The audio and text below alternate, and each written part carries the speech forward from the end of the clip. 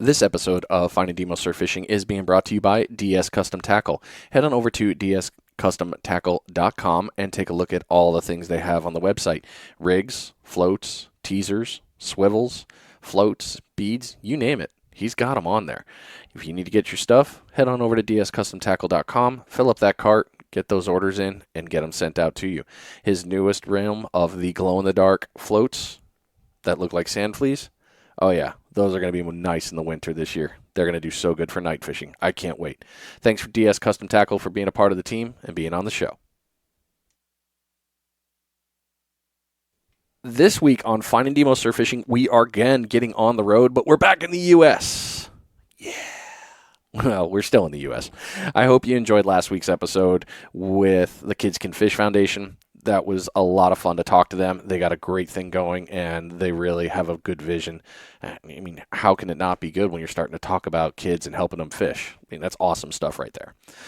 Well, we're just going to move a little bit north of them, though. We're going to go up to Myrtle Beach, South Carolina, and we're going to talk with John Shytle of Myrtle Beach Surf Fishing Adventures, LLC. And yes, I had to enunciate that because it's a lot of words and I want you to remember them. So here we go. We're going to get into this. It's going to be a great episode. Lots of cool things to talk about. We were talking about a ton of it pre-show. So without further ado, I'm going to stop running my jibs. You're listening to Finding DMO Surf Fishing. Here we go.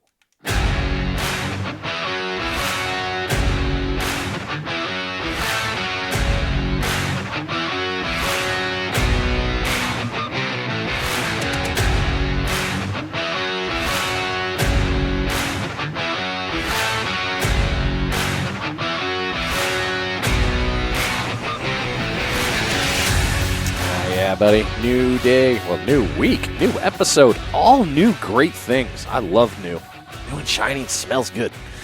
Well, I hope you're doing well wherever you are. Everything's been going good for you. The fishing is getting better in all the areas that you have, and you've been picking up some cool new tricks from every episode because I know I have been picking up a ton and using them, and it's just making me more dangerous, and I'm loving it. Hopefully it's doing the same for you. Well, like I said, we're getting on the road. We're heading up to Myrtle Beach, South Carolina. We're talking with Myrtle Beach Surf Fishing Adventures, LLC, and it's going to be a glorious episode. So hope you got your notepads ready because we're getting into it. Without further ado, John, welcome to the show, man. Thanks for coming on. Thank you, Brian. Thank you so much for the invite. And I just have to say it's my honor and my pleasure. Oh, it's my honor to have you here. I'm excited. I've been excited for this since we started talking on Messenger. Like, okay, how am I going to do this right? How am I going to do this just right? and so far, everything's lined up. So I know you've got a ton of knowledge and you got a hell of a story, and I'm excited that we're going to be able to tell it today. And I hope you're ready because I know we got a ton of questions to go through. Yeah, we'll try to make it time appropriate, stick to our guns, and maybe not run too long, but I would like to get my story out there because you've given me the time. And so we'll jump right in it whenever you're ready, Brian. All right. Well, then let's just jump right in. So start at the normal one that we always start.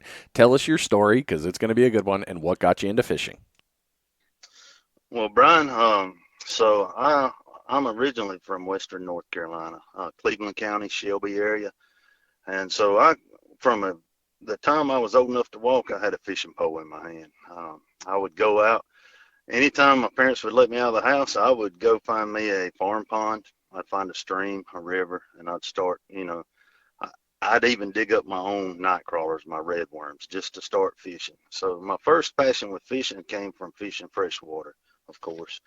And as I went through time, joined Boy Scouts with the scouting program, provided fishing opportunities. And then when I was about 14 years old, I started working for a guy with a lawn maintenance business. His name was Doug Fortenberry, or his name is Doug Fortenberry. With that being said, he was probably one of the most professional fishermen I've ever met in my life. He just had so much knowledge that was passed down through generations to him, and he didn't have any children at the time, so he shared that information with me. So as we was cutting grass with this lawn maintenance business, all it took was a raindrop for the windshield wipers to come on. When the windshield wipers came on, we were done working and we went fishing. Oh no, not So, rain. Not that. yeah, unfortunately, in Western North Carolina, we get every thunderstorms every afternoon. So we spend a lot of time on farm ponds, um, catching brim, bass. Had a small boat. We'd go out with a little trolling motor and fish from the middle of the ponds to the edge. Presented a lot of catching opportunities that I'd never really experienced from fishing from the bank. Now, with all that being said, my some of my favorite fishing with him was in the Broad River and in the upper end of Cleveland County was fishing for smallmouth. We'd wade down the center of the river and just cast and caught some smallmouth, and that really just kept my passion going for fishing. So fast forward about 10 years, came to Myrtle Beach on a vacation with a friend of mine, and his name was Chad, or his name is Chad K. He he and I are in the fire service together. I'm a full-time firefighter, and he brought his surf fishing gear, and that was the first time I'd surf fished. I was probably 23, 24, maybe 25 at the time. I'm not sure exactly what age, but that's when my first experience with surf fishing was, and he brought his gear. We fished. We caught some blues. We caught some whiting, and then during that trip, I hooked up, and it's my first trip. I hooked up with my first redfish ever, and it was in October, and that was a life-changing experience for me for surf fishing and fishing in general. Anyone that has ever caught a redfish knows what I'm talking about, a red drum, and that from that moment on, I was hooked on surf fishing. I really didn't care much about freshwater fishing after that. Red October is a dangerous October. Oh man, love it. Most definitely. Since then, I've learned a lot about surf fishing. I've spent many, many hours on the beach, and it it October is a great month for, especially here in South Carolina, where there's a lot of species of fish that is in the surf that are not here throughout the year. So not only the reds, but it just opens the opportunity for anything and everything. Yeah. Yeah, it's I don't know if you heard the episode. So when I was talking with Jeremy Evans, the longest cast, I think you heard that when we talked about it a little bit. That's actually where I got my first red as a kid was in Carolina there in Goose Creek, and the guy I was with, we were in a freshwater or we were in brackish water right there, going through the water ways in his boat. And I'll never forget it, man. After that, he called it a spot tail, and that memory stuck with me from my childhood. That one's one of my core memories. I'll never forget that redfish. And after I caught one here, after I moved to Florida, that solidified me in the surf. So everything you're saying right now, yeah, I'm feeling that in my heart. Oh yeah, No doubt. We all have those special fish. No matter how many fish we catch in our lifetime, we will always remember those select few. And I've got some memories that we'll talk about later on in the show. But um, the redfish fishing in Myrtle Beach, when, like I said, I was in my early 20s, that was what hooked me to surf fishing. Shortly thereafter that, my wife and I, we bought a camper and we started coming to Myrtle Beach several times throughout the year. And my wife and I, we have 5 children. The youngest is 17. She'll be 18 in a couple of weeks. Our oldest child is 25. So my wife has a lot of patience because I spend a lot of time outside because of 5 children. And she spends a lot of time with the kids, and she has done a great job raising the kids and allowed me to have my outdoor time, which I really appreciate. It's kind of a stress reliever for me working in the fire service. oh man, sounds like you got the great teammate right there. That's good stuff, bro. Real good. No doubt. She carries me. Yeah, Uh, that's the you- team. yeah, prior to us moving to Myrtle Beach, we moved to Myrtle Beach about a year ago, maybe a year and a half ago.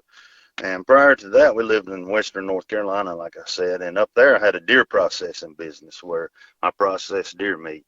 And so my connection with the outdoors and people being in the outdoors has been a very influential part of my adult life, because the thing about the people that like outdoors, whether it's fishing, whether it's hunting, whether it's trapping or whatever you like to do outdoors, it's a tight knit group, and those are the I've met a lot of people in my life, but these people are the most sincere and the most compassionate people that you'll ever meet, and you form friendships that will last a lifetime, just through these connections of having something in common.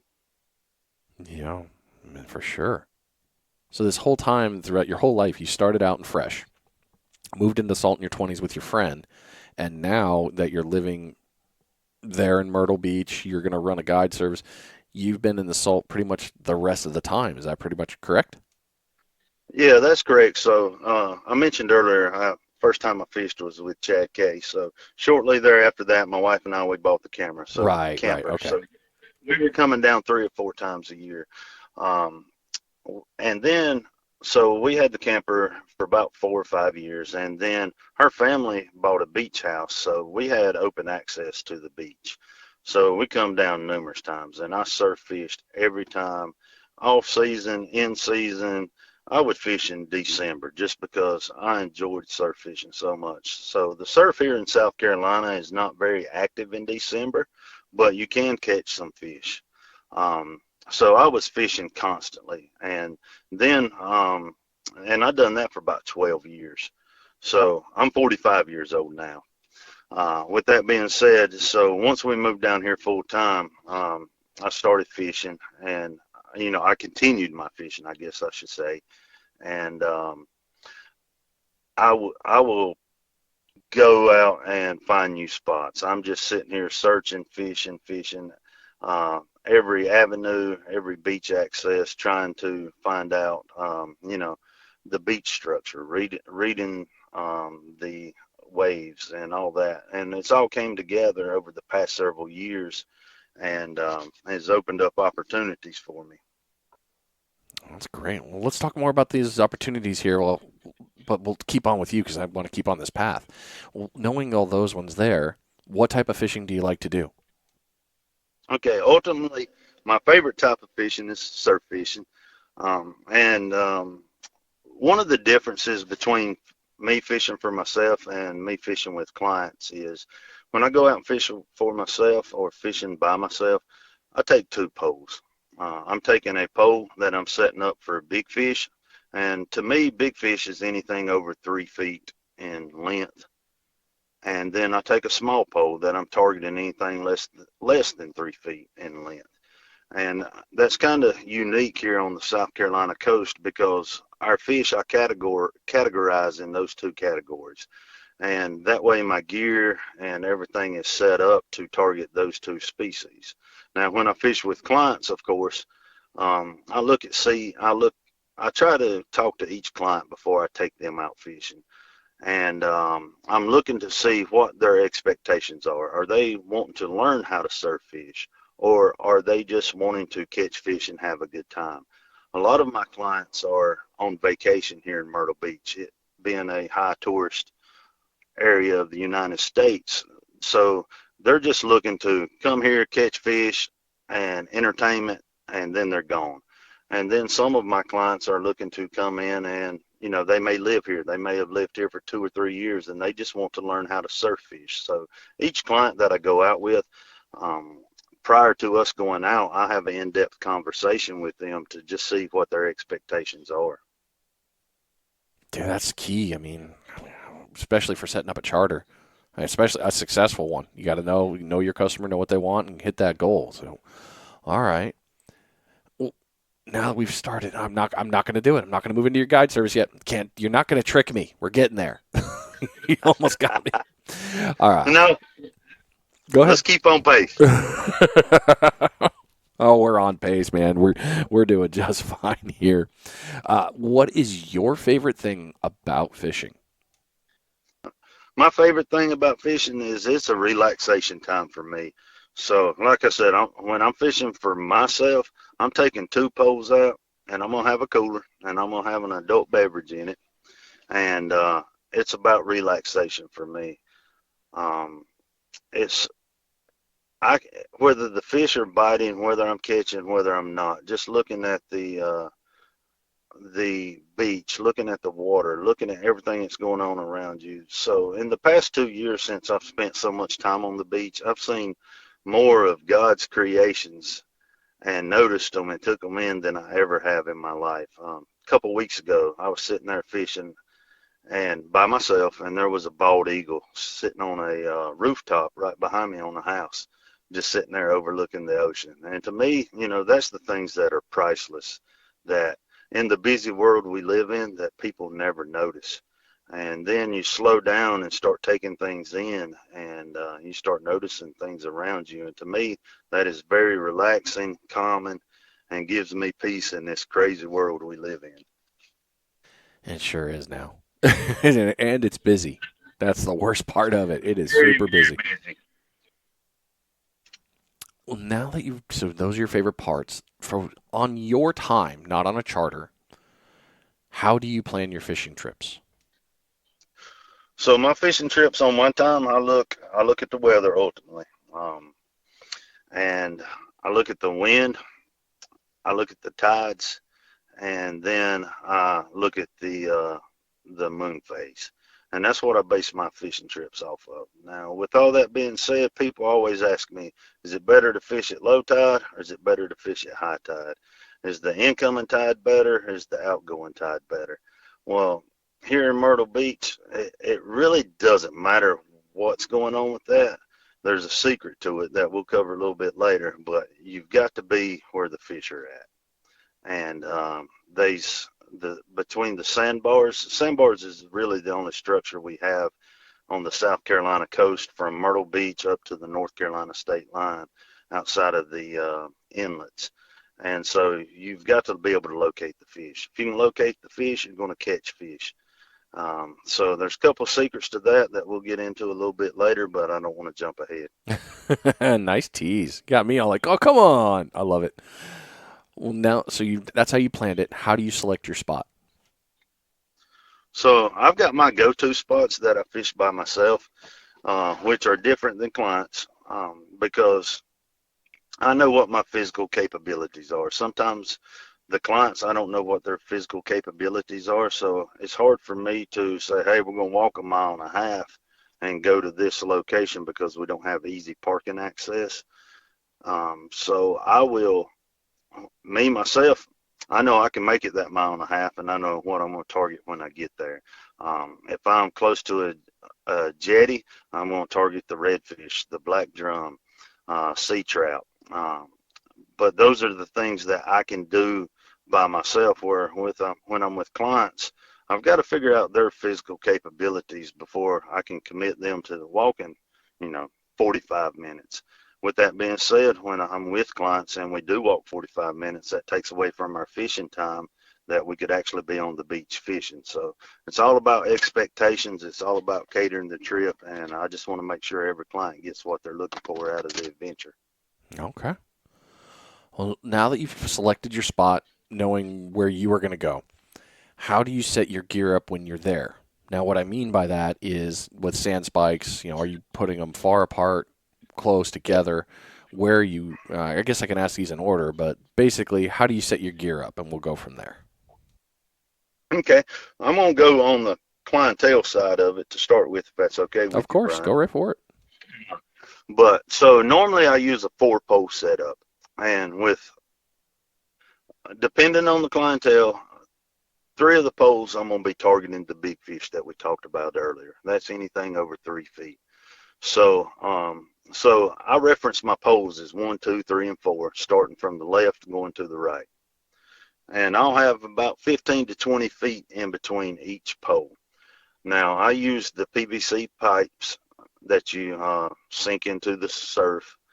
Main reason being because they're easy to move and they hold decently well when you do hook up with a big fish. I have very few problems with the fish pulling my gear too hard to where I feel like I need to go swimming sometimes. I like to keep my gear in the sand or in the spike rather than going towards the water, but sometimes that does happen. But so I'll put them about 15 feet apart.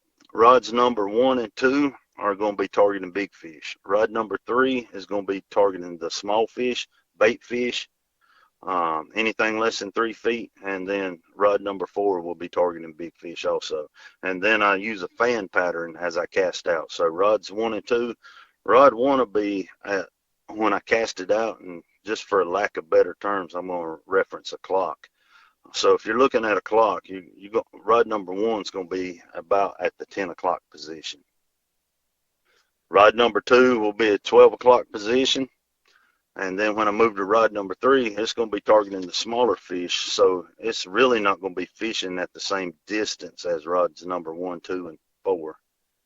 And then rod number 4 will be at kind of, say, the 3, or not, but the 2 o'clock position. So I'm casting out in a fan motion with those 4 rods, but rod number 3 targeting the small fish will be a lot closer in, targeting the smaller fish running the surf. Wow, that's kind of I like what you're thinking there, because, and correct me if I'm wrong, because my brain is hearing this, so I just want to clarify and confirm here. So you're basically giving it the same heave of strength in the cast, just with the different angle. You're basically shortening up the distance of, how far it is from the surf, or from the sand to the water, but you're also getting yourself into a dome, so you're hitting all those targets. If a fish is going to go by, you're hitting the 50 yards, 80 yards, 120 yards, and then back down a little bit. Is that about right? That's exactly right, Brian. You nailed it on the head. You explained it a lot better than I did, but between the both of us, we pulled it off there, I believe. No, but I like your method, because I like that thought process. Because for me, granted, there are a lot of times, like 9 times out of 10, everybody knows I'm normally fishing with Justin from Justin Reed Fishing. Him and I are just really good fishing partners. We work really well together. And we normally do what we were taught, or how we do it is kind of what Reel 30A we learned at a seminar, which is, rod. I do the same one, left to right, 1 through 4. Number 1 is going to be about 50 to 60 out. Number 2, 70 to 90. Number 3, 100, 110. Number 4, 110 to 120. So you got that range there. But I like what you did with, if you have the room, giving yourself, I can cast the same amount of strength, but I'm covering those distances at different parts and markers. It really, I like that. That's nifty. I like it. Thank you for that.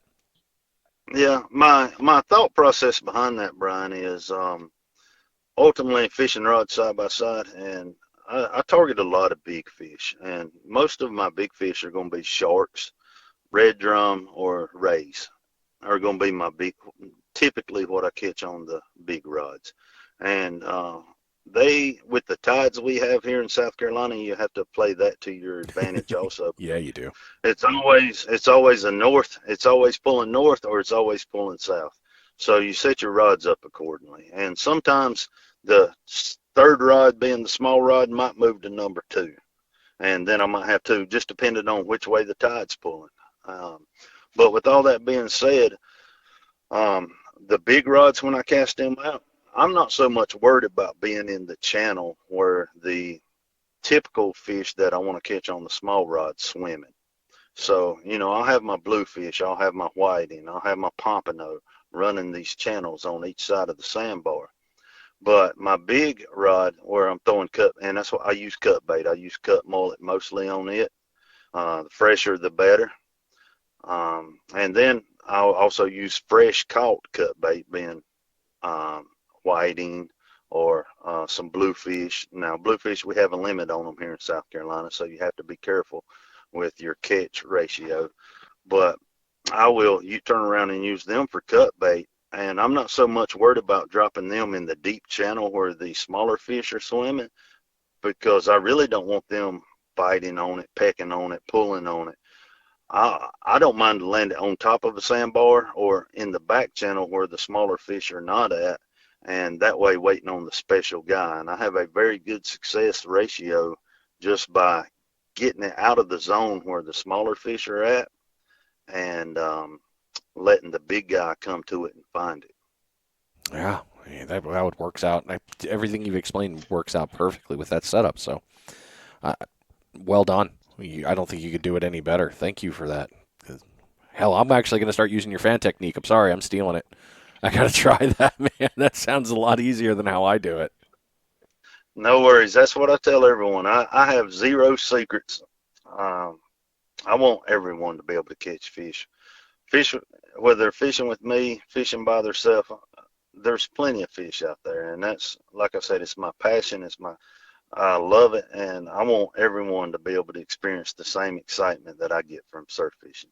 Good on you, man. Well, this is a perfect opportunity for a little bit of a little pause.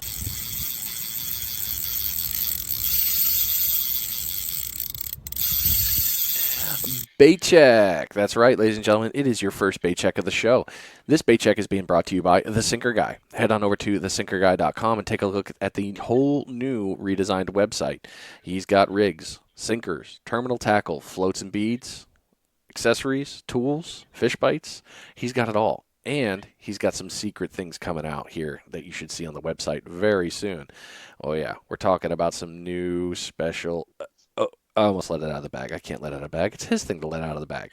But head on over to thesinkerguy.com and find your setup and get your order in. Fast shipping and really great products. Thanks, Chip. Appreciate you for being a part of this show. Now you've got that all done, so we talked about that. So let's talk about the other parts, the other end of the rod here. What type of rigs, hooks, and sinkers are you using? Okay, good question. So, Brian, on my all my rigs I purchased from the Longest Cast Surf Fishing, Jeremy Evans. Mhm. So that was one of my first um, big game changers to my personal surf fishing game was listening to your podcast and listening to Jeremy Evans talk about his rigs. And then shortly thereafter, I lined up a trip, went down and fished with Jeremy, my brother-in-law, and I did, and got to firsthand experience on his rigs. And ever since I changed over to using his rigs, my hookup ratio has been much more effective, and then landing the fish have been much more effective. And so ultimately on my big rods, I use his HD shark rig.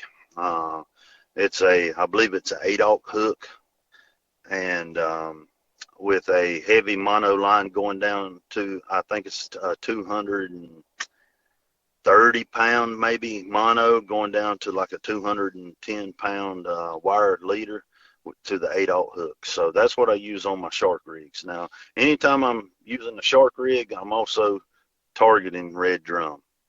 So regardless, on my big rods, I'm using that rig. And ever since I've started using Jeremy's rigs, I've had to buy me a hook sharpener because I don't lose my rigs no more. But reeling in time after time, dragging through the sand here on the coast, I have to sharpen my hooks from time to time because I do not lose the tackle that I used to lose. Also, in his rig, so I have pretty much a 3-rig setup that I use, especially when I'm fishing with clients. So I use the HD shark rig, and then he has a double drop pompano whiting rig that I use a lot. And the thing about the whiting pompano rig is that has been most beneficial to me, and what I've been able to show my clients is that his hooks are tied to the main line. So there's no leader coming off of the main leader that the hooks are floating on. And with that being said, you see anything that touches that hook, you see the minute little bites that you've never seen before. If you get your bait stole in the past, something's picking your bait off, I feel like it's because you have a leader coming off of your main leader with your hook floating over to the side with 6 or 8 inches of play on it. And those fish are still in your bait and you don't even realize it. Now, with Jeremy's rigs, the Longest Cast surf fishing rigs, those hooks are tied to the main line, which anything that touches those hooks, you will see it on your rod tip. So the little sea robins that we have here in South Carolina at the current time that aggravate everybody, you can see those minute little bites every time. And to me, that has been a game changer, especially a lot of my clients I fish with are children. And if you can put a sea robin on the surf or any fish that you put on the beach, they've had a great day. Jeremy's rigs are very well thought out, and I remember when he sent me the first time he sent me his pompano rigs. I'm like, I don't know how I feel about this being so close to the main line. He's like, dude, just try it. I was like, okay. I mean, I'm not going to say no. I'm going to try it. Hooked up on a fish and just continued to hook up. And I'm like, dude, I love it. And he does something that when I showed it to people, they're like, oh, that's not going to work. When he uses the J hooks, and I'm like, it works. Well, you sure? You're sure? Yes, it works very well. Jeremy's rigs are very, very good and very strong. You can't go wrong with his. Um, they they have anywhere from a 30 to a 60-pound mono going to them. So he just came out with a new rig also that is a single drop whiting pompano rig instead of the double drop. And I think it has a 60-pound mono with it. And it still has the J hook, but it's still very effective. And then the last rig of his that I use on a regular basis is the blue rig, which has, I believe, a 60-pound mono going down to a steel leader. But the difference on that, and it's kind of like the fish finder rig that most people are common with. It has a float on the right next to the hook. So if you've got your line pulled tight, you're fishing the bottom. And this is what I tell everyone. You don't want your bait when you're fishing for bottom feeders. You don't want your bait laying exactly on the bottom because it will cover up with sand. So with that rig, and also with his whiting pompano rig, the bait is never actually on the bottom, even though you're targeting bottom fish. But if you just put slack in your line and the float on the next to the hook, it will float it up. So you can target fish at all levels of the water. You can target mid feeders, bottom feeders, and you can float that hook all the way up to about 4.5 to 5 feet off the bottom, just depending on the length of your rig. Yeah, that's a smart build. I don't think there's anything bad that Jeremy makes personally. So, and with all those rigs, they have a name behind them, but what I have found, they are very universal. So, like, I'll take the blue rig and I'll catch some small mullet, live mullet, and I'll hook it in the tail. And since it has a steel leader, I can float it up in mid-line and let that live mullet sit there and swim. And then you can target other species that are swimming mid-line with teeth, since it has the steel leader. You know, your tarpon, stuff like that. And you can also do that with his heavier duty rigs also. You can hook a whole mullet, a larger size mullet, 12-inch, in the because they have a slider on the weight, so you can let the live fish swim, and then you can target fish mid-line or even in the upper levels of the surf, and open you up to a whole different species of fish rather than bottom fishing with them. Okay, good stuff there.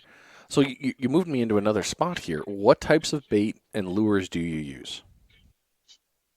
Okay, as far as lures for my guide service, I really don't use lures because of, I guess you would say, insurance purposes.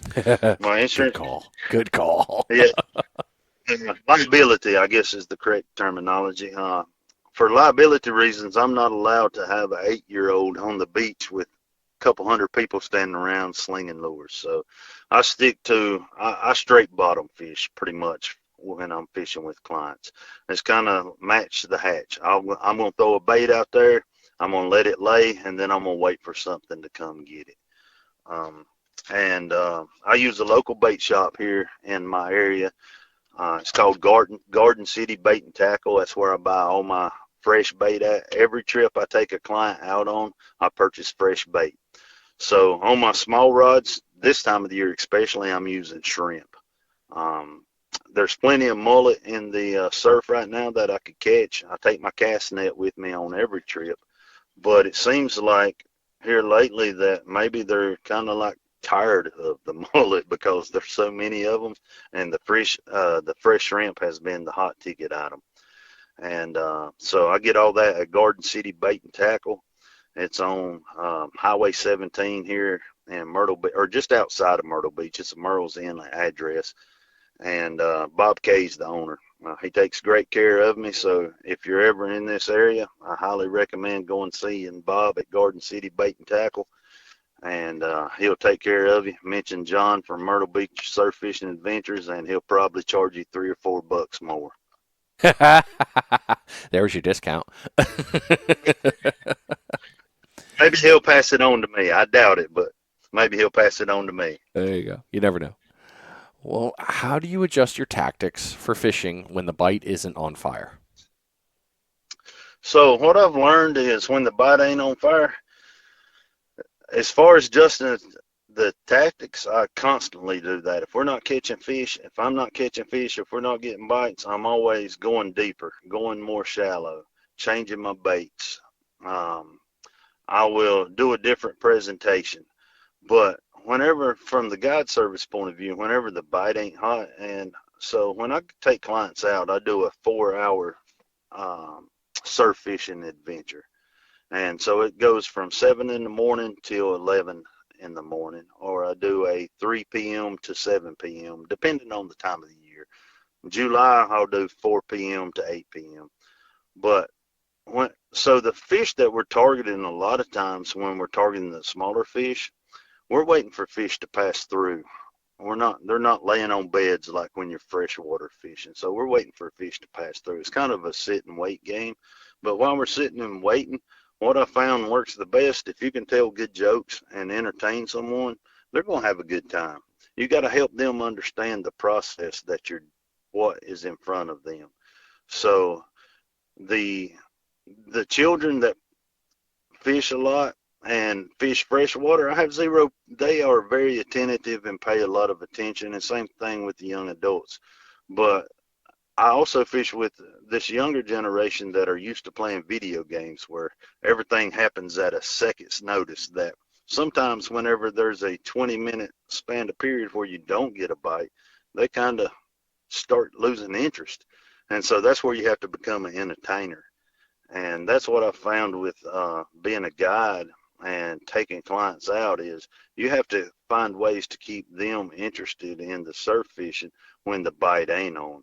So even though I can make my adjustments on that end, you still have to play in the background. You have to kind of adjust and entertain them as well. Yeah, numerous hats when you're in that seat, that's for sure.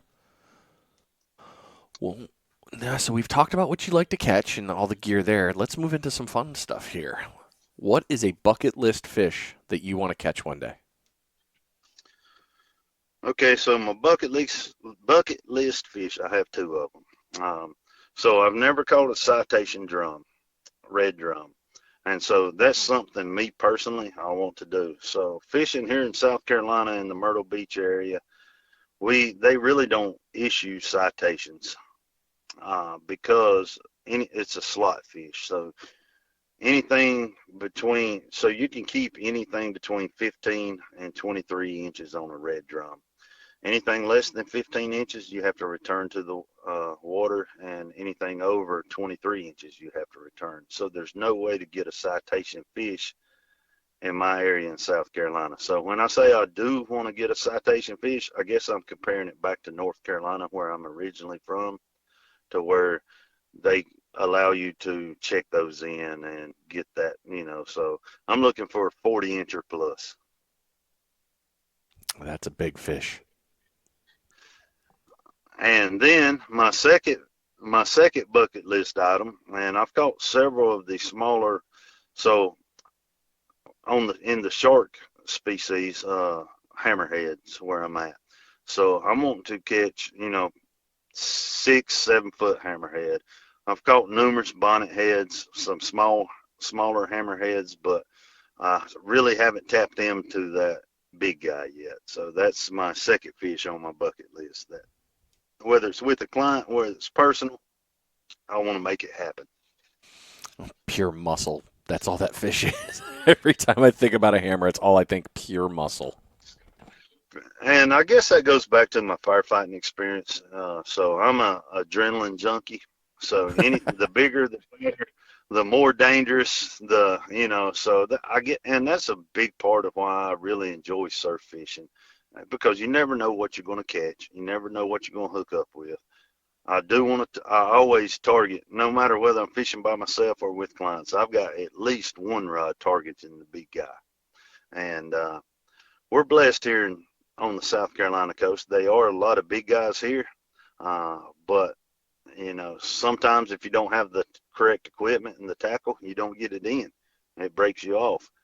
I'm finally in a position in my life to where I've got the tackle, I've got the equipment, and I've got the time that I'm spending the time on the beach, and I know it's just a matter of time, and I'm going to tag you in the photo when it happens. We're going to make it happen, and we're going to break his bucket list sooner than later. Well, please do. I want to see that because that's good stuff right there. Well, you led me into a question that I didn't put on. Actually, I didn't put it in the questions, and I normally do. You're talking about a lot about the equipment there. Let's talk about your equipment. What kind of rods are you using? Length and names if you want to drop it in reels. Okay, so we'll start with the rods.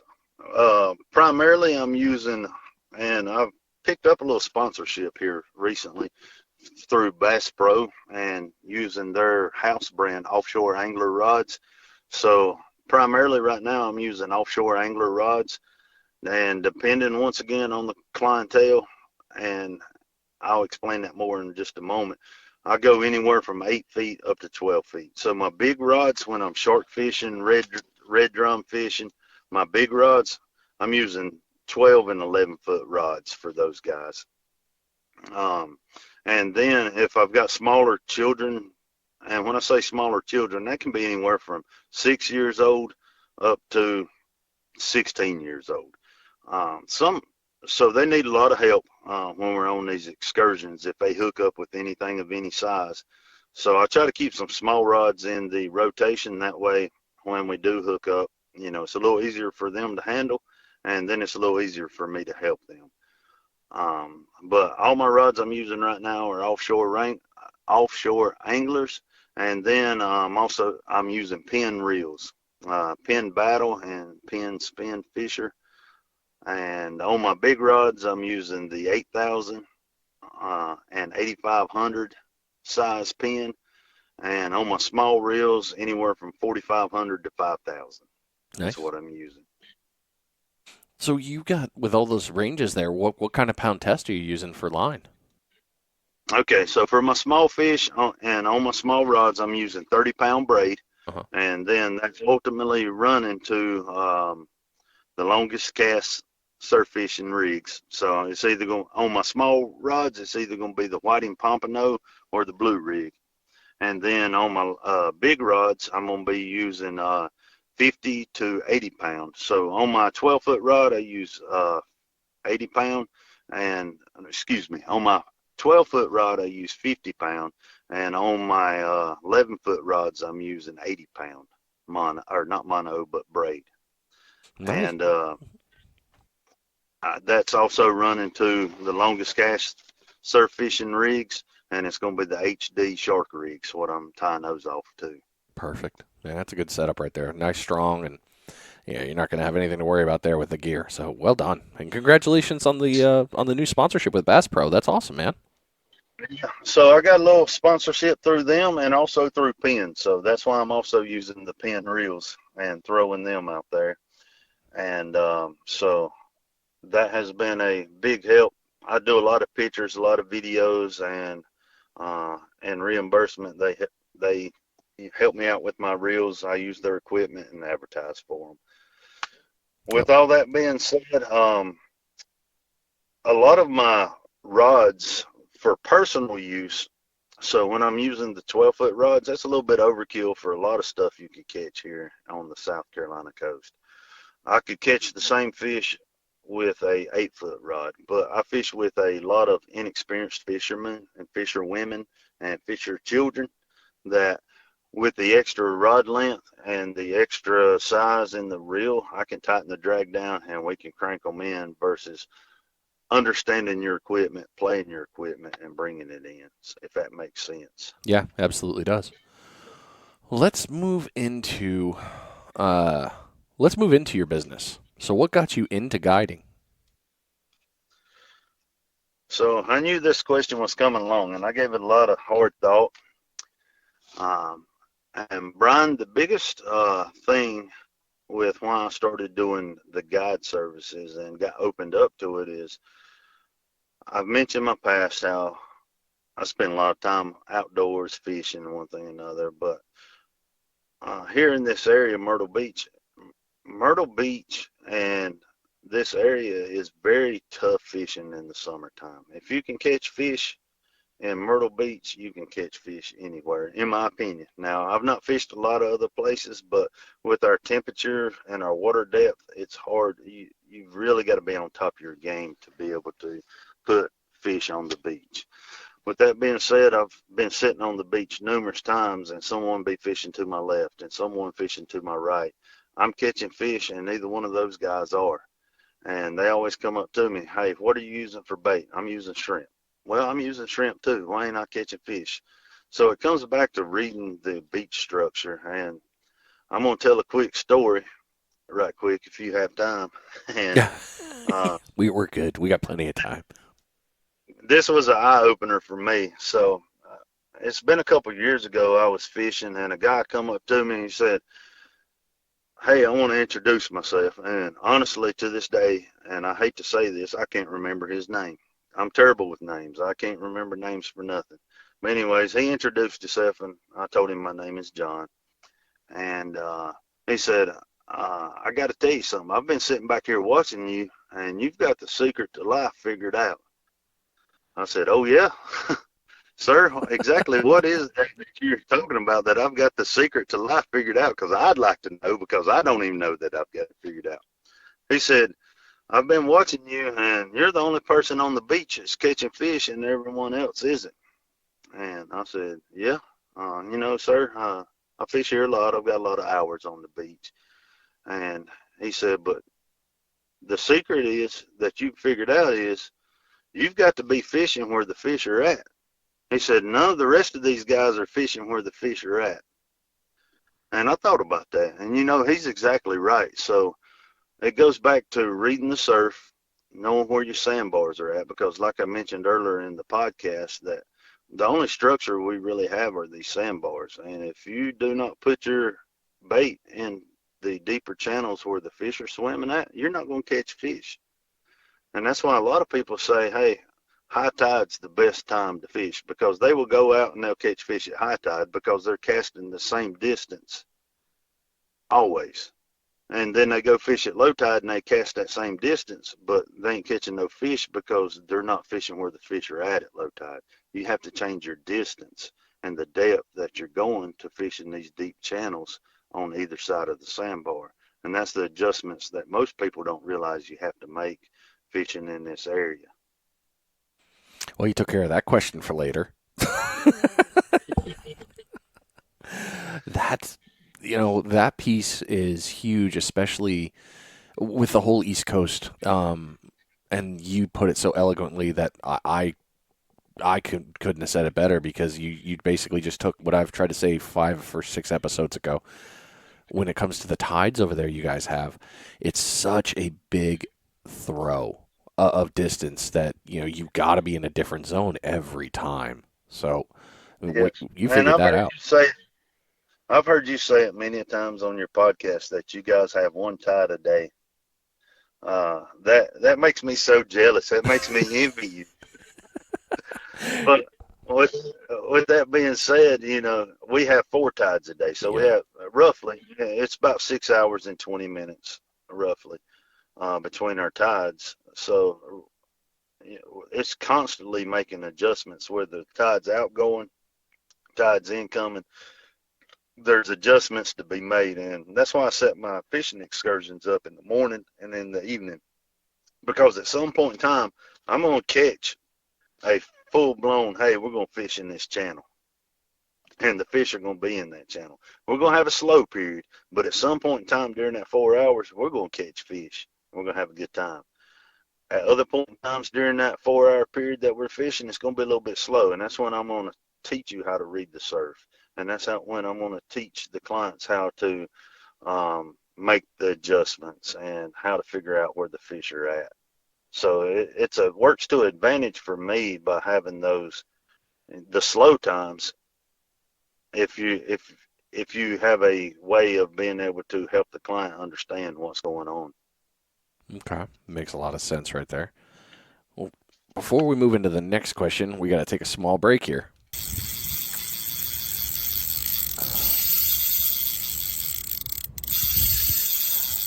Bait check number 2 of the show. All right, moving right along. Hopefully, you've got a bunch of bites done by now. You got fish in the cooler, and you're just sitting back enjoying the view and relaxing, and just getting ready to go do some more.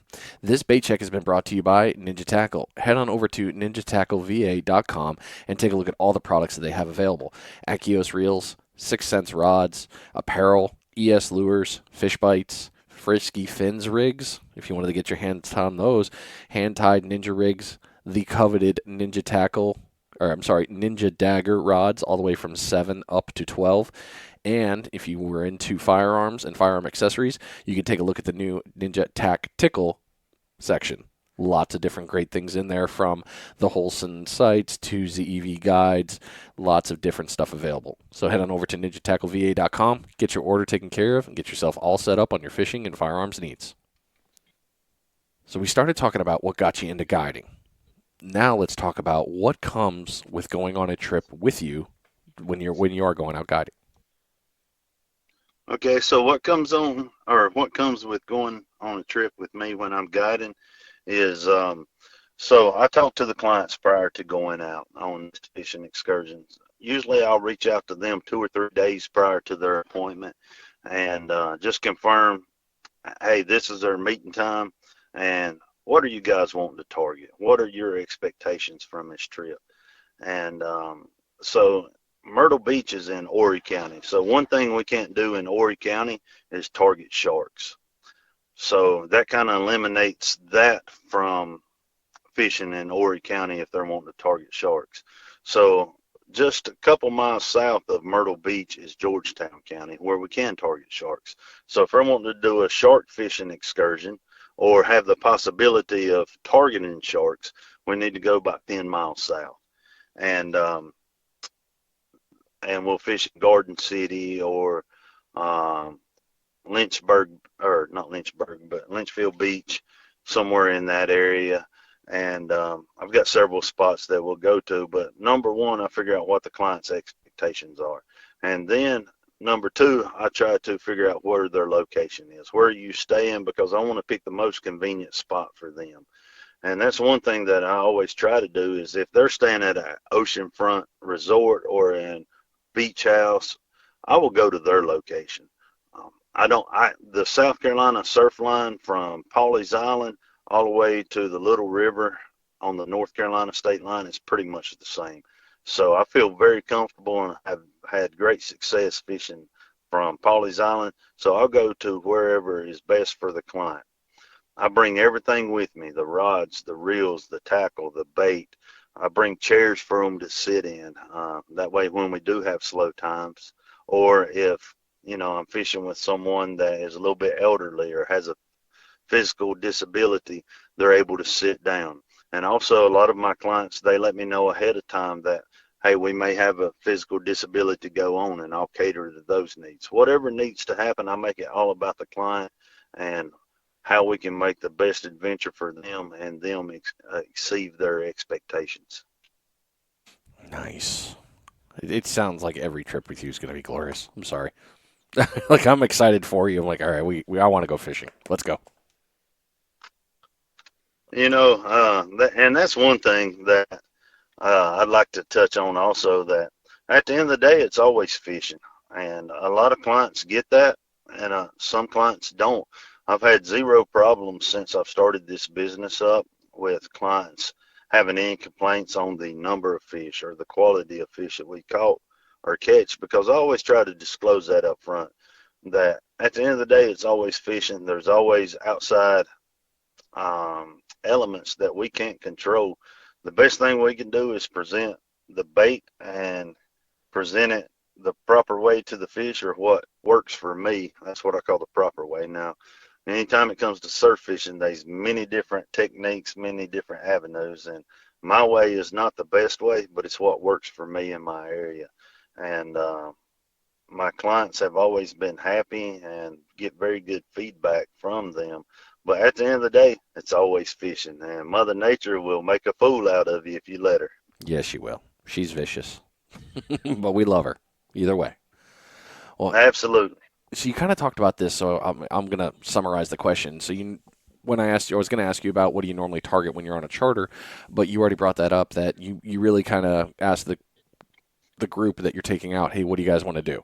How do you want to go after it? And you also mentioned you go after the bigs and the littles with your entire setup. So I'll avoid that question for you, and thank you for you nailed that one for me. But what is your favorite part about running a charter? My favorite part about running the charter is meeting people. It goes back to the days where I ran and had a deer processing business.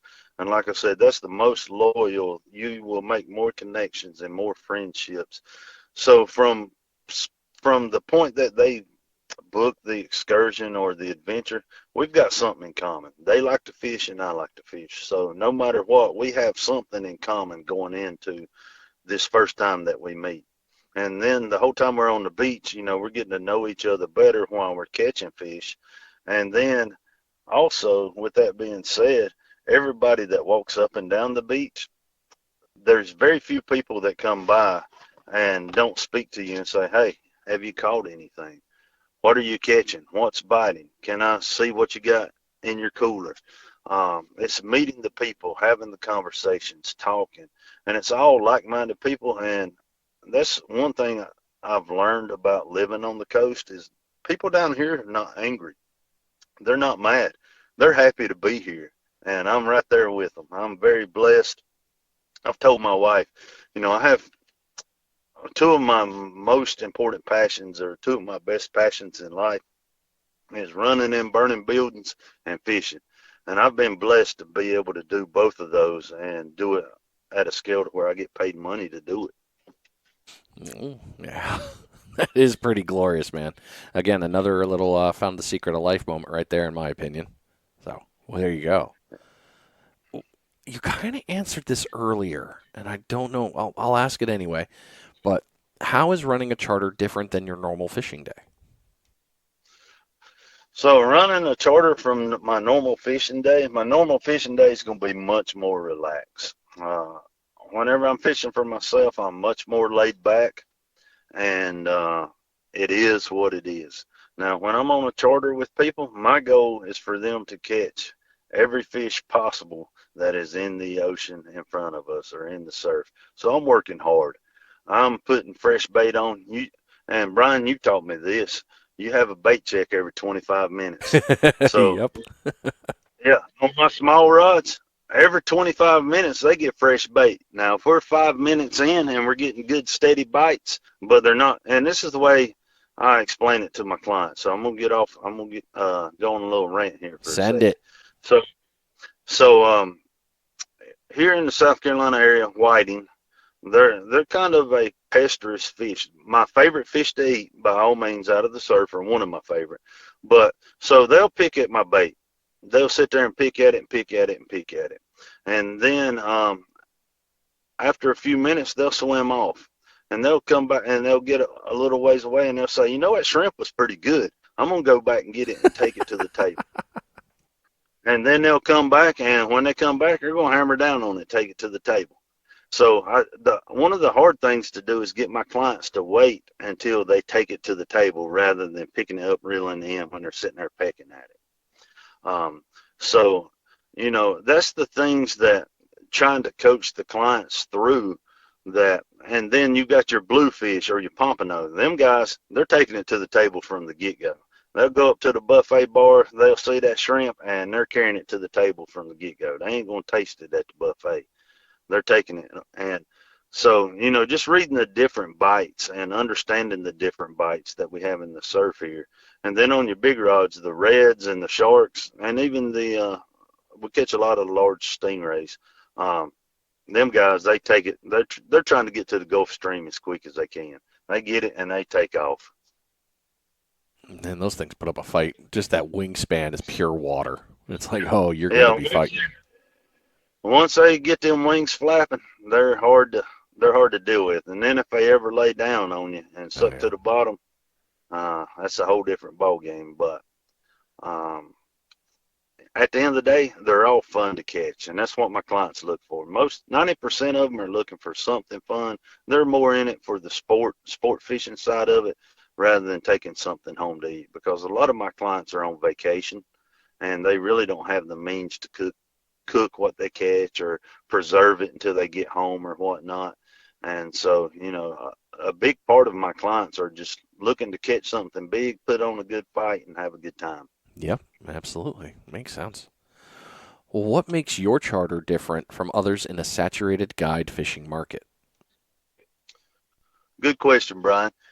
So the biggest thing that makes mine or makes me different than anyone else is there's really no one else in this area that does what I'm doing in the Myrtle Beach area.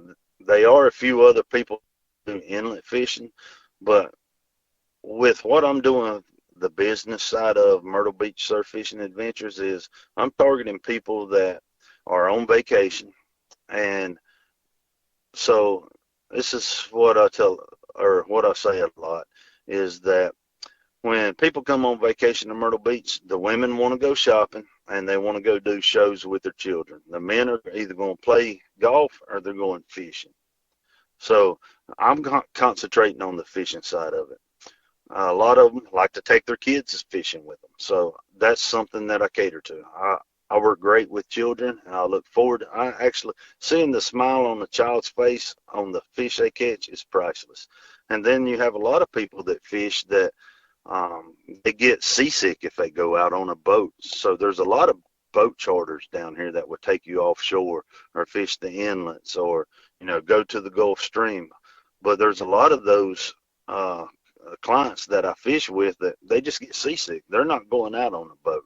And so they will sit on a beach, and especially if I come to them, they're going to sit there and have the time of their life catching fish from the beach. Is there anything better than that? I mean, you're fishing and at the beach. Yeah, and that's another thing. So if you, and I'm not trying to sell the business or nothing, but if you go out on a charter, you're going to spend an hour to hour and a half to 2 hours riding to your fishing location that you're not going to be fishing. And then once you finish, you're going to be doing the same thing. You're going to make that same ride back to the dock or to the inlet, wherever you left from, that you're not going to be fishing. So if you do a 6 hour charter, you're only going to get 2.5 to 3 hours of fishing time. Where um, my the clients that I fish with, I have everything set up on the beach ready to go at the beginning of their start time, and we fish to the last minute. And I tell all my clients that we leave the big rods out to the end because there's a lot of good stuff happens at the last minute. Yeah, it's that weird hidden prayer. The old, all right, last cast. It's like a And, special bell. and Brian, it happens, I guarantee you, 60% of the time. Yeah, at That's least. when one of the big rods take off, and usually that's the nice one of the day. It's true. All right. So, what is your service area? So I service from Pawleys Island to now, just giving reference to the South Carolina coastline. Myrtle Beach is kind of in the middle. Pawleys Island is south of Myrtle Beach. So I service from Pawleys Island all the way to the North Carolina state line at the Little River Inlet. So it's about a 60-mile spread that I will go and meet clients and fish at their location as long as we can target what they're looking to target. That is a lot of beach. I mean, that's a lot of different areas too. I mean, different structure, different pieces. That there's a lot that goes on with those 60 miles. There is, Brian, but in that 60-mile stretch, there's only about 4 inlets, and outside of those inlets, the beach structure is the same. We Okay. have two sandbars. We have two sandbars here, and depending on the tide level, is whether you want to be on the front side, back side, or in the middle. And it's the same. I can fish Pawleys Island, which is the further south, or I can fish up at the North Carolina state line. up next to the Little River, which is the furthest north, and I really don't have to change my tactics. I might have to change my casting distance a little bit just because the slope of the surf or the grading of the water level, but other than that, everything's pretty much the same. Okay. Wow, I mean that's a lot of distance. So well on. I mean, I'm looking at the map right now, and I'm like, yeah, recognize that cut there, that inlet there. There's the river up by Little River, that area, but Sunset Beach being the southern part of North Carolina there. That's definitely that's a wide range of targets. So good stuff, man. That's a great area. Congratulations. I kind of, from my home base, I live like in the middle of that, so it's like 30 miles for me in either direction, Oh, which is okay. not that bad. No, it makes sense. What have been some valuable lessons learned after starting and running a charter? Some of the most valuable lessons I've learned is customer relations and PR, being able to communicate. And like I said earlier, so anyone I fish with, we have something in common from the very start, which is obviously they like to fish and they don't know it prior to us meeting, but my passion is fishing. And so we've got something in common from the get go that we can start building off of. And regardless of the quantity of fish we catch, normally we can put quality fish in the bucket or on the beach by the end of the excursion, but it's the relationships that you form and the teaching process. So I've had numerous clients, I'll fish with them for one evening and they're on vacation here in the Myrtle Beach area for the next 7 to 10 days. And for the next 7 to 10 days, they're sitting here sending me pictures of fish that they've caught because of stuff they've learned when we were fishing together. I've had numerous clients send me messages. I give all my personal information to all my clients that, hey, if you have any questions, anything about fishing today, tomorrow, next year, when you come down, hit me up and I will share any and all information with you. But I've had numerous clients, hey, we're going to buy surf fishing tackle. What do we need to get? How do we need to start this? And they're going to fish the rest of their vacation while they're in the area. And there's been numerous times, once again, that I've met them at an off-site location and gave them some of the rigs that I use that I purchased from Jeremy Evans, the longest cast surf fishing, just to get them up and get them started so they can fish on their vacation. So it's just the customer relations and the friendships that you form that has been the most rewarding to me from running a guide service. That's great, bro. Wow, that's heartwarming and excellent on every piece. So nicely done. Are there things you're adding for your clients in the near future? So one thing that we're looking to do, or I'm looking to do in the near future, is looking at doing the drop bait through a drone program. I'm playing with it. I've done a lot of research, trying out several different drones. So hopefully 2023 season starting up and probably mid-April will be when I start up next year, looking at offering a drone program where we drop baits. That way we can reach a little further out and expose our clients to fish that you can't reach from the surf here in Myrtle Beach area, Garden City, Pawleys Island, Little River. So we'll be able to reach a little further out and hopefully hook up with some of the bigger guys that we can't right now. It's going to be more of a sport fishing program or more of a sport fishing adventure than a surf fishing adventure. But that's one thing I'm looking at to adding in the next 6 to 12 months to offer my clients. Oh, that'll be a lot of fun. How do people book a trip with you or look up about going on a charter? So the easiest way to book a trip with me is through Facebook, through my Facebook page, Myrtle Beach Surf Fishing Adventures LLC. If you'll go to that page, there's two different opportunities on that page to book an appointment. One will be a calendar view, and the other one will say book now. And either one of the two you can click on, and they will show availability. If the days, and like I said, I do a morning adventure and an afternoon adventure. If one of the two are taken up, it will show, or if one of them is taken up, it'll only show one. If both of them are taken up for that given day, it will show no availability. So you can go to that page. Now, with that being said, here in the past recent weeks, I've had several clients contact me saying that they could not access that.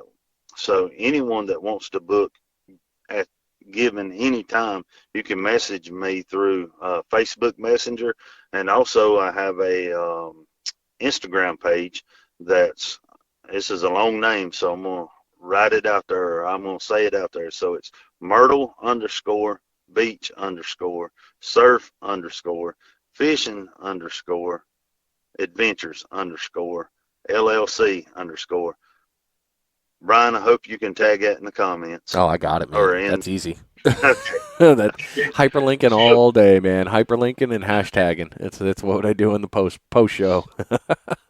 So, I know that's a lot of garbage or whatever, but I recently just formed a Instagram page, and that's what they steered me to, so that's what it is.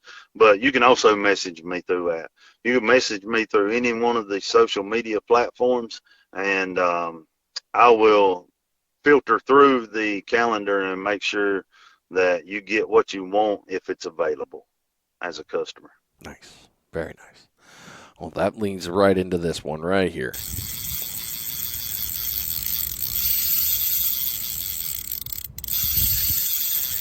It is your final bait check of the show. Hopefully you've limited it out and you're listening to this in the car on the way home. That would be the best.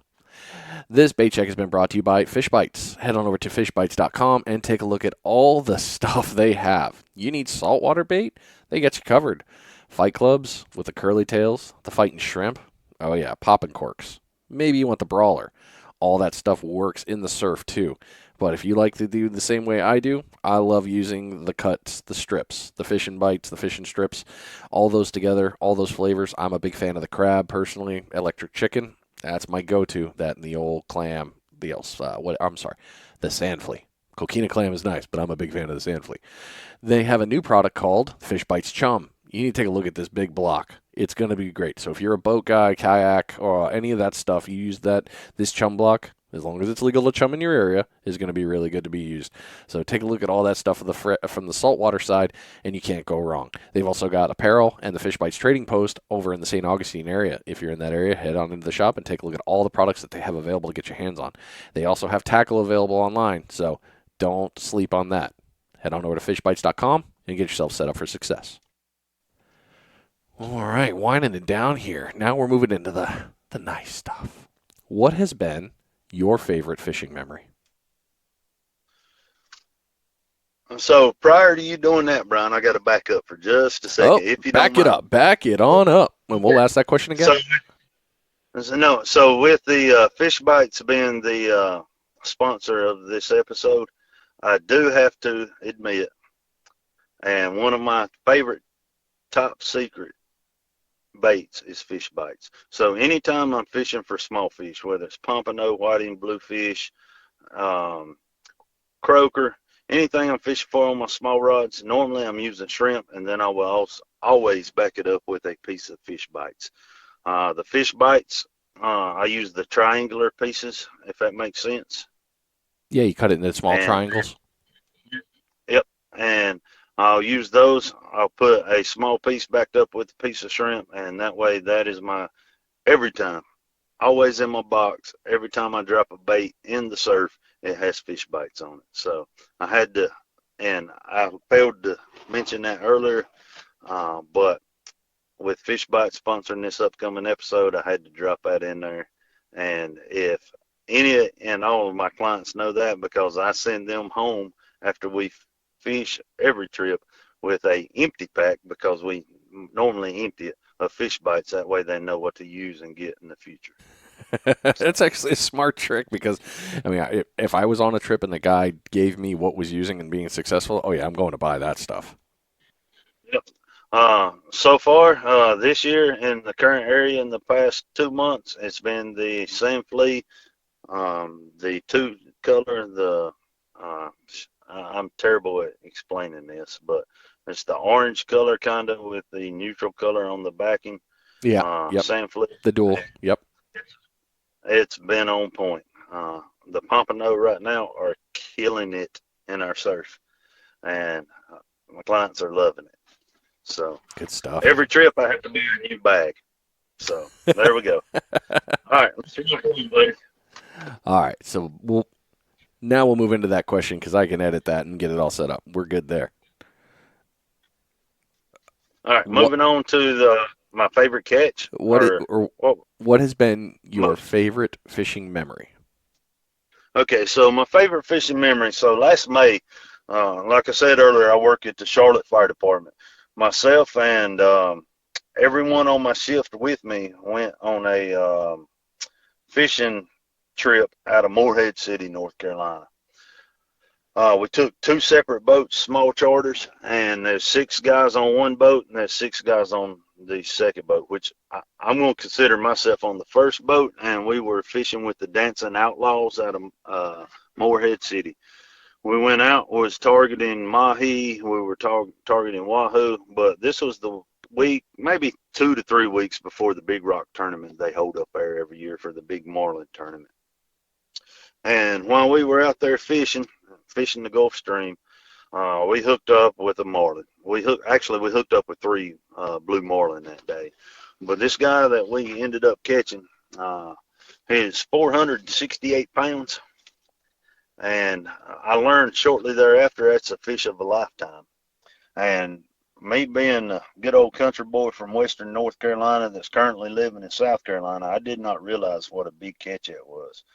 It took the 6 of us 3 hours to rotate out of the chair, reel that guy in. 468 pounds. I can't remember how many inches he was, but that was the biggest fish I've ever been in close proximity to. And I was the first one in the chair. So for me, that was very special. And once we came in from at the end of the day and we was coming in, there was a crowd of about 75 to 100 people waiting by the scales because they radioed those fish in. And so they knew what we were bringing in before we got there.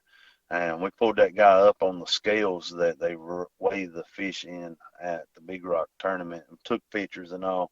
And to me, that was a very special moment. Yeah, I would think. Oh man, that had to have been intense. I'll send you some pictures later on, Brian. But that was to me, and like I said at the time, I did not realize, and none of us did. None of the 6 of us knew what a big deal that was to catch a fish of that quality.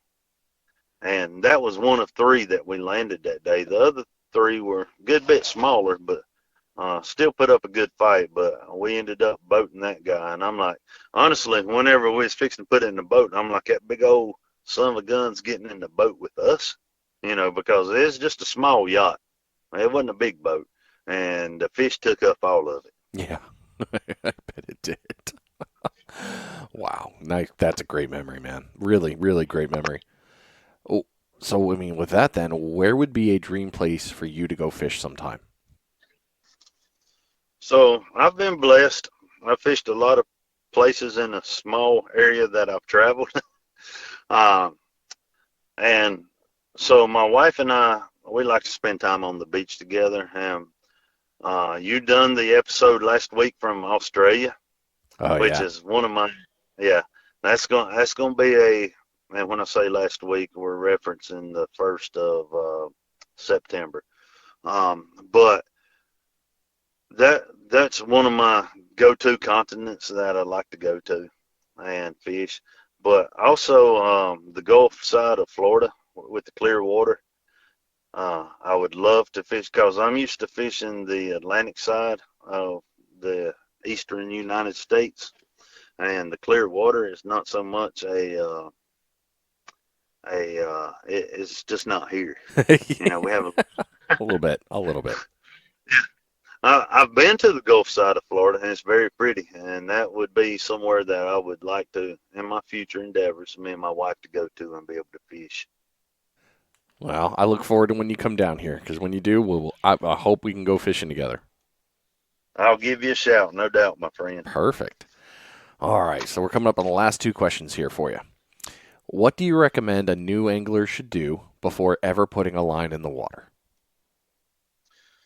A new angler, in my opinion, needs to do a lot of research for whatever area he's fishing, whether it's here in Myrtle Beach or down in your area in Florida or over in Australia. Learn the regulations. Learn the species of fish that are available in the surf, and be able to identify them, because a big part of being able to understand what you catch is knowing the regulations. And if you can't identify the fish that you catch, it's going to be hard to understand the regulations. And then at the very end of it is just have patience. Understand that it is not a catching game, it's a fishing game. And once you can understand that, you'll get a lot more peace in what you're doing and be able to enjoy it more, because it's not the expectation of catching the fish. It's more of, oh, hell, I just caught this fish. So that's my recommendations. Those are good ones right there. That's solid. Well, the best, most important question at the end. What's next for you? So moving forward in the future, like I said, I still am a full-time firefighter. I've got a couple years before I can retire. And so right now I'm building the business for retirement. And once I retire, I want to continue fishing, no doubt, but I want to fish with the clients that I fished with in the past. And moving forward, I want to hire on new guides and expand and let others do what I'm doing and help them get the start in understanding, the passion and the appreciation of the surf fishing game. And then I want to continue the customer service that I have, make sure all clients are happy. And that's, at the end of the day, that's what it's all about for me. If I can fish with a client, or my business can provide a service for a client, and at the end of the day they're happy and it was well worth their time, and on the social media platforms they're leaving good positive reviews saying we can't wait to next year to visit and spend time with John Shytle with Myrtle Beach Surf Fishing Adventures, that's what it's all about at the end of the day. It's priceless. And they don't understand, the clients don't understand that at the end of the day, I get as much enjoyment from that as they do from their vacation. Making dreams come true while on vacation, man. That's good stuff.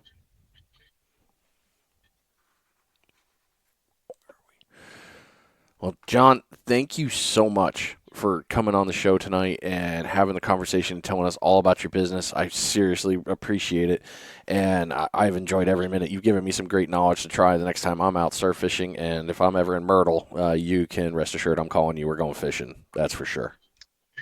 Please do. All right, man. Well, thanks again, and we'll talk soon, okay? Thank you. Yes, Thank sir. you, Brian. All right, sir. Well, ladies and gentlemen, there you go. We just got done talking with Myrtle Beach Surf Fishing Adventures LLC, John Shytle. Great episode. I had a ton of fun, and I know, like I said, I've used quite a few things he's got going are going to happen here in the surf for me. So if this show was helpful for you, please don't forget to like it and follow the page of Finding Demos Surf Fishing and share it out to somebody that might need it. If you know somebody that's going to South Carolina and is a big fisherman and angler, you got a couple episodes to choose from. Share this one out. Help them out to become successful while they're down there on vacation. They can't go wrong. Thanks to all my sponsors for coming on, helping me make this show bigger, better, and faster. I appreciate you, and I appreciate your help in helping me do all that. And I appreciate you, the listener, for giving me all this time that you have on every episode and helping me make this show more useful to you. So until next time, get out there, go fish, take care of yourselves. You've been listening to Finding Demo Surf Fishing. I'm out of here.